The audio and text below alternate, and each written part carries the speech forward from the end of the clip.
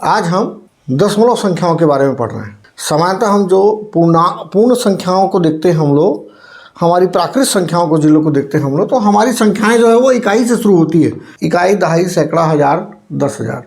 इकाई 2 है, 3 दहाई है, मतलब ये दोनों मिलाकर 32 इकाई हो जाती है। ये 432 इकाई हो जाती है। ये 5432 इकाई हो जाती है। ये 65,432 इकाई हो जाती है इकाई के रूप में देखेंगे तो। और दहाई सैकड़ा के हिसाब से देखेंगे तो 3 दहाई है, 4 सैकड़ा है, 5 हजार है और 6 10,000 है ना। इसी अनुसार इनका स्थानीय मान भी निकलता है। लेकिन ये संख्याएं यहाँ ख़त्म नहीं होती। जब हम जानते हैं कि हमारी जो संख्या पद्धति है वो दाशमिक प्रणाली के आधार पर है, मतलब आप 10 इकाई को मिलाएंगे तो आपका 1 दहाई बन जाता है, 10 दहाई को मिलाएंगे तो आपका 1 सैकड़ा बन जाता है, 10 सैकड़ा को बनाएंगे तो आपका 1000 बनता है, और ऐसे ही आगे बढ़ता जाता है। 1000 को मिलाएंगे तो टोटल 10,000 वाली संख्या बनती है। इस तरह से दाशमिक प्रणाली के आधार पर है। इसको हम इस रूप में भी देख सकते हैं कि 10,000 है, उसका 10वां हिस्सा जो है वो 1,000 है, उसका 10वां हिस्सा जो है वो सैकड़ा है, उसका 10वां हिस्सा जो है वो दहाई है, और उसका 10वां हिस्सा जो है वो इकाई है। अगर वो 10वां हिस्सा इकाई है तो इसको भी 10 से और हम अगर भाग देते हैं अगर इकाई को, तो वो हमारे लिए मिलता है 1/10। और इसको और 1/10, ये 1 दशांश का और 10वां हिस्सा लेते हैं हम लोग तो वो निकलता है 1/100। इस तरीके से हम देखते हैं इसको। और चूँकि यहाँ पर फिर हमको दशमलव लगाना पड़ जाता है, क्योंकि ये दशमलव के इधर वाली जितनी संख्याएं हैं वो दशांश, शतांश पर ही और सहस्त्रांश पर ही आधारित है। ये दशांश है, वो प्रक्रिया सबकी वही है ना, कि जैसे ये इसका 10वां हिस्सा है इकाई का, ये इकाई का 100वां हिस्सा है, ये इकाई का 1000वां हिस्सा हो जाएगा यहाँ पर अगर हम 1/1000 कर देते हैं तो। इस तरीके से दशमलव के बाद जितनी भी संख्याएं इधर में अंक डालेंगे हम लोग, वो उसके अनुसार वो भी बढ़ता जाएगा जैसे इधर बढ़ता जाता है। लेकिन संख्याएं, अंक जो है वो उसी अनुसार छोटे होते जाते हैं। यहाँ से बायां वाला जो स्थानीय मान है, अंक जो है वो उसके आधार पर सबसे बड़ा होता है, उसके बाद ये छोटा होते जा रहा है, सबका 10वां हिस्सा होता जा रहा है, जैसा अभी मैंने बताया था। तो जब ये 1/10 रहता है तो यहाँ पर यदि हम इसको देखेंगे, यहाँ कोई भी संख्या हो सकती है, आप 1 2 3 4 है ना।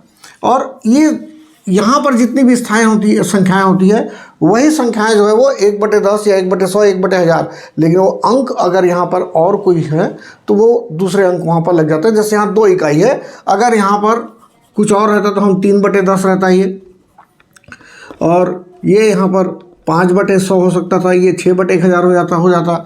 तो जब हम इसको लिखने के लिए जाते हैं तो 65,432.356 ये हो जाता है। इनको बोलने का तरीका भी ऐसी है। अगर हम बच्चों को नहीं बताते हैं तो लोग इसको 356 पढ़ना शुरू कर देते हैं, जबकि ये सैकड़े की चीज़ नहीं है। तो 3 5 6, तो ये दशमलव के बाद वाली जितनी भी है इकाई से लेकर इधर सब, ये सब प्राकृत संख्याएं हैं, सब पूर्ण संख्याओं के रूप में, पूर्णांक के रूप में गिने जाते हैं, पूर्ण अंकों के रूप में गिने जाते हैं। लेकिन ये जो है वो पूर्णांक नहीं है, ये लोग दशमलव भिन्न के रूप में आते हैं। जब ऐसा लिखा रहता है तो वो दशमलव भिन्न ही है वो, और दशमलव के रूप में हमको संख्याएं दिखती है। अभी इसको देखूंगा तो चूंकि ये 10वां हिस्सा का है तो ये 3 दशांश बोला जाता है इसको, कि 10 हिस्से में से 3 हिस्से का ये है। ये सैकड़े में आ जा रहा है ना। ये 5 शतांश है, ये मतलब 100 में से 5। अब पूरे को देखेंगे तो ये 35 है, 100 में से 35 मतलब 35 शतांश है ये, है ना। इस तरीके से हम लोग इसको गिनना शुरू करते हैं और देखते हैं इसको बोलने का तरीका। तो 3 दशांश है, 5 शतांश है, 6 सहस्त्रांश है, ये मतलब ये 1000 का 6वां हिस्सा हो जाता है, वो 6/1000 कर देते हैं हम लोग। ये इसको हम लोग बोल सकते हैं 100 में से 5वां हिस्सा है ये, और ये 10 में से 3 हिस्सा है ये। इस तरीके से हम लोग इन लोगों को मानते हैं, इन लोगों को हम देखते हैं। लेकिन अगर ये यहाँ संख्याएं लिखी रहती है तो ये इस तरीके से हम बोलते हैं 0.3, 0.05 और 0.006। तो इसका मतलब है ये 3/10 हो जाएगा। ये 5/100 है, जो मैं बोल रहा था कि 100 में से 5वां हिस्सा, सिर्फ मैं इसकी बात कर रहा था, अभी अपन पूरी संख्या की बात नहीं कर रहे थे, है ना। तो 100 में से 5वां हिस्सा है, और ये 6 में से, ये 1000 में से 6वां हिस्सा है ये। तो इसलिए इसको 6 सहस्त्रांश बोल सकते हैं, इसको 5 शतांश बोल सकते हैं, और इनको 3 दशांश बोलते हैं हम लोग। इस तरीके से हम इन संख्याओं को बोलते हैं। जैसे इसको हम लोग 2 इकाई 3 दहाई 4 सैकड़ा ऐसा बोल रहे हैं, वैसे इनको भी बोलने का तरीका है। लेकिन जब संख्याओं को बोला जाता है तो जैसे 65,432.356 ये जो बिंदी है वो उसे अलग भाग में बांट रही है। तो यहाँ के बाद जब हम बोलते हैं तो उसको 3 5 6 ऐसा बोलना पड़ता है। इसको हमेशा ध्यान रखिए, आने वाले समय में जब बड़ी संख्या बड़ी कक्षाओं में जाएंगे तो आपको ये सब बोलने के लिए तो आपके यहाँ जो भी शिक्षक रहेंगे वो तो बताते ही हैं। और हमको भी बच्चों को बार बार इसको बचपन से सुधारने की हमको आदत डालनी चाहिए। एक बार आपने जो आदत डाल दी वो उसकी बड़े होते तक के वो आदत बनी रहती है। तो इसको सावधानी रखते हुए हमको बच्चों को इसको समझाने की कोशिश करना चाहिए, क्योंकि ये जो है वो आने वाले समय में जब बहुत सारे सवाल उसको मिलेंगे, पैसे और भार और उसके और सब में दशमलव रहेंगे, तो हमको उस बच्चे को ये जानकारी अच्छी होनी चाहिए कि हम 2.25 रुपये बोल रहे हैं, हम 3.560 किलोग्राम बोल रहे हैं। तो ये इस तरीके से बोलने की आदत हम लोग को बच्चों को डाल देनी चाहिए। ये था इस संख्या को लिखने का तरीका।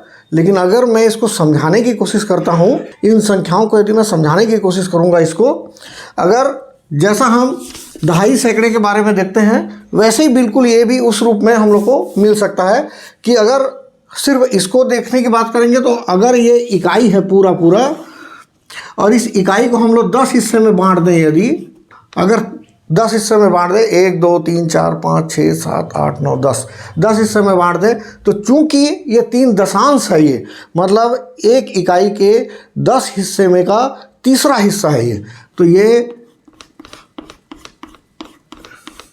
ये जो है वो तीसरे हिस्से के रूप में हो जाएगा। मैं इसको चित्र के रूप में आपको जरूर वीडियो में डाल के बताऊंगा कि किस तरीके से होता है। बाकी यहाँ पर ये 3 दशांश हो जाते हैं।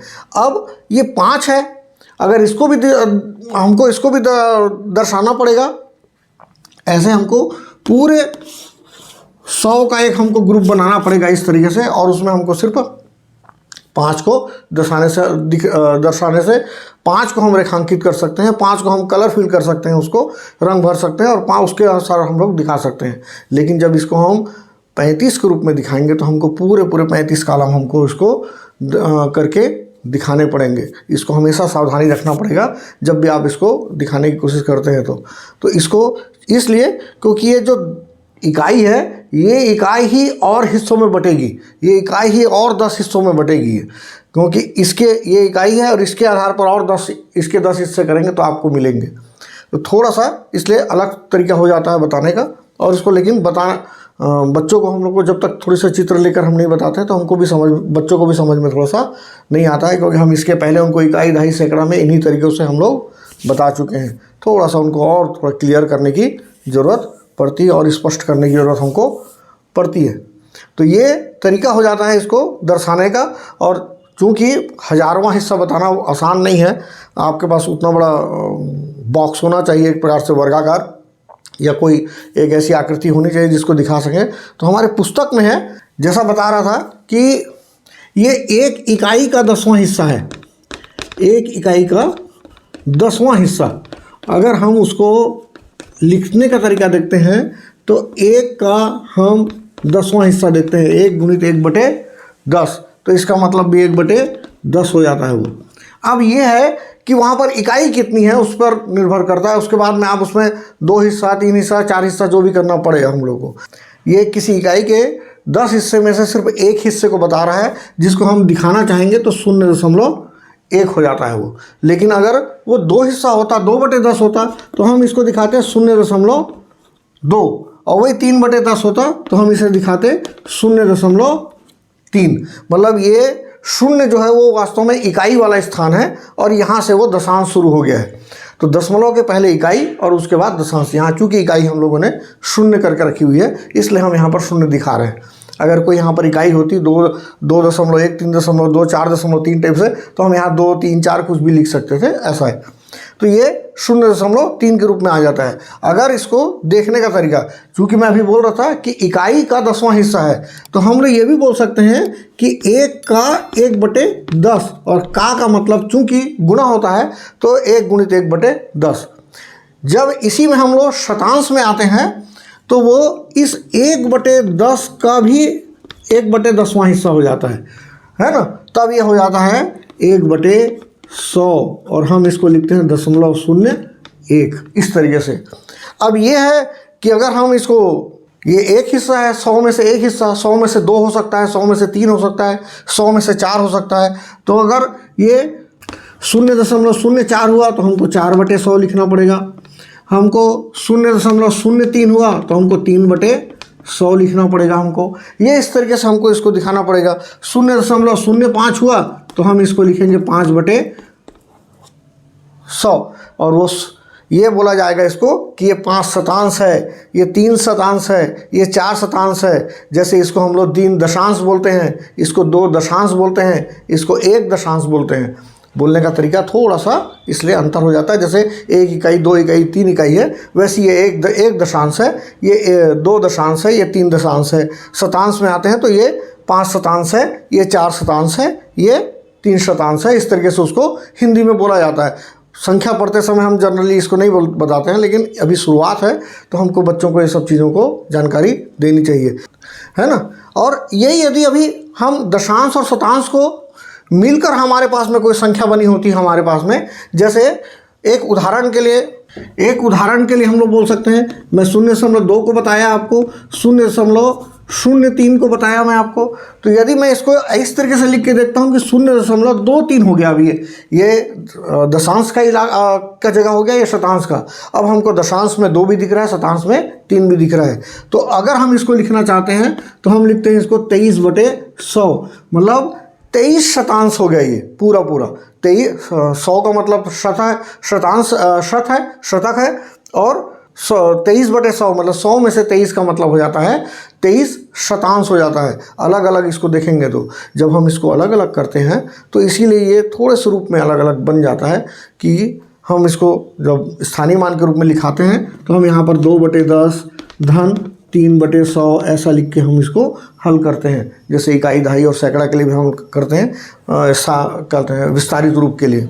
तो ये थोड़ा सा सावधानी रखना है, समझना भी है कि ये पूरा के पूरा जो है वो दोनों में, इसमें दशांश भी है और ये शतांश भी है, दोनों मिलकर ये बन जाते हैं 23, क्योंकि 2 अंकों की संख्या हो गई है ना। तो इसलिए उस आधार पर हम लोग इसको 23 बोलते हैं। तो 23 शतांश है ये। और ऐसे ही कोई और दूसरी भी संख्या होगी तो भी उसको भी हम इसी रूप में हम लोग बोलकर देखेंगे, चाहे वो 0.16 है, हम इसको लिखना चाहेंगे तो ये 16/100 लिखाता है, अर्थात इसका मतलब होता है वो 16 शतांश है, मतलब 100 में से 16 हिस्सा जो है वो प्रदर्शित कर रहा है वो। यदि हम एक 100 खानों का एक चार्ट बनाएंगे यदि, तो उसमें से 16 खाने को हम लोग कलर हमको करना पड़ेगा, या हमको उसको रंग भरना पड़ेगा, या हमको उसको रेखांकित करके दिखाना पड़ेगा कि इस पूरे 100 में से 16 खाने जो है वो इस संख्या को प्रदर्शित करेंगे। तो ये तरीका है समझने का, सवाल को समझने का। और इसको इसी रूप में हम लोग बड़े छोटे के रूप में भी देखते हैं, कोई खास अंतर नहीं पड़ता है। बड़ा छोटा भी जब देखना होता है, जैसा हम सामान्य संख्याओं को देखते हैं।